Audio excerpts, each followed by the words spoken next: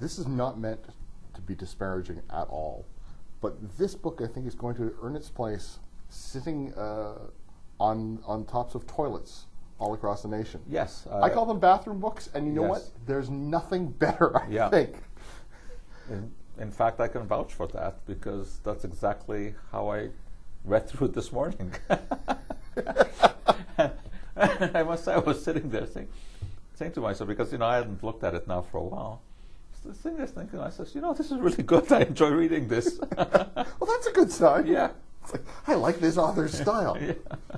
It's true, because they're very short little bits. Yes, I mean, there is actually a thought process behind this. There is method behind the madness. The title of Brain Fuel comes from the fact that our brain is the most sophisticated machine on the face of the earth, really. And just like any other machine, it needs to be fueled.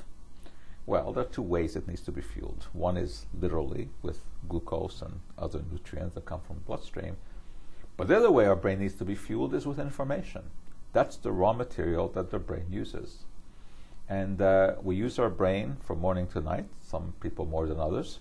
But in any case, the raw material that you need to use your brain is information. And these days, there's a lot of confusing information, isn't there? Because it comes at us from all angles. The media, radio, TV, newspaper, magazines, journals, and increasingly the web. And people feel like they're being buffeted about with all of this information coming at them. And it's an overload. You don't know what to do with it. And they get confused, and they don't know what are the proper decisions to make, and often they panic. It seems like there's a boogeyman hiding behind every bush. And my contention is that a lot of the concerns are overdone. People worry about things that don't really need to be worried about. They worry so much about dying, they forget about living and about the pleasures of life.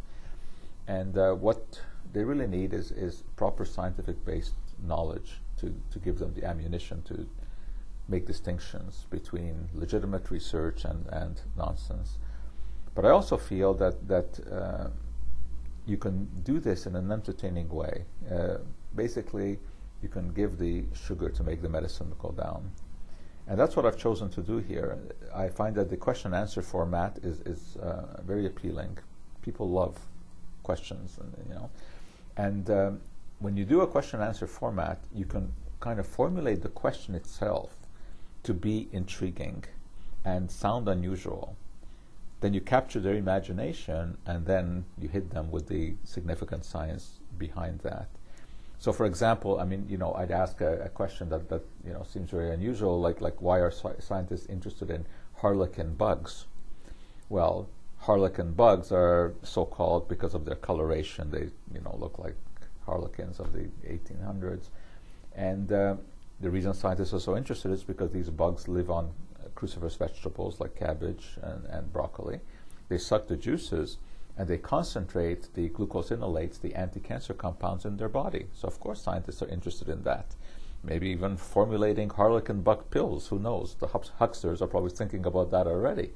But you pose a question like that, and then that allows you to get into a more serious discussion of the anti-cancer compounds that are found in broccoli. There are bits where you're talking about things that are kind of cutting edge as we know more about blah, blah, blah, blah, blah. Right. And then other things that were believed by scientists who had just as good degrees as you do and were considered to be, phlogiston, and was a concept that, everybody thought. Joseph Priestley, who, when he discovered oxygen, of course not realizing that he had discovered oxygen, what he really discovered, as he called it, was dephlogisticated air. And it turned out to be a completely wrong concept. But that doesn't really undermine the discovery. The interpretation was incorrect, but he really was the first one to isolate and collect oxygen.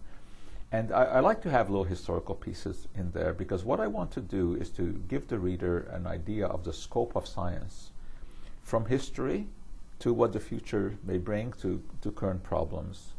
Because that's how you really begin to get a real feel for what's what and how the world works. A little taste of everything. And So of course I deal with food issues because people are always interested in that. We deal with health issues, and then we just deal with some interesting tidbits, like why are tires black? People see that all the time. They probably never even thought of that, but there are interesting reasons. And what does it have to do with Chinese ink, which I thought was bizarre link? Exactly. Carbon, charcoal is the link. This was the original ink for obvious reasons, a very dark black color. And when you grind up charcoal and you mix it with rubber, it strengthens the rubber. The amount that you use, and in fact the particle size, is very important. You would use a different kind of ground for a racing car tire, where you want maximum traction, and for an ordinary guy who's just driving around the city. And those are interesting scientific notions that people spend lifetimes researching. But the average person doesn't even think of that, that there's so much science behind a tire. Fascinating stuff. It belongs in it's one of those little stocking stuffer books that belongs in everyone's bathroom, and it's so full of information. It's just a delight to read. And I would hope that also belongs on every student's shelf. Yeah. Because, no matter where they look, they will learn something from it. The book is Brain Fuel, 199 mind-expanding inquiries into the science of everyday life. I've been speaking with the author, Joe Schwarcz, PhD, and Dr. Joe Schwartz's Brain Fuel, published by Doubleday Canada.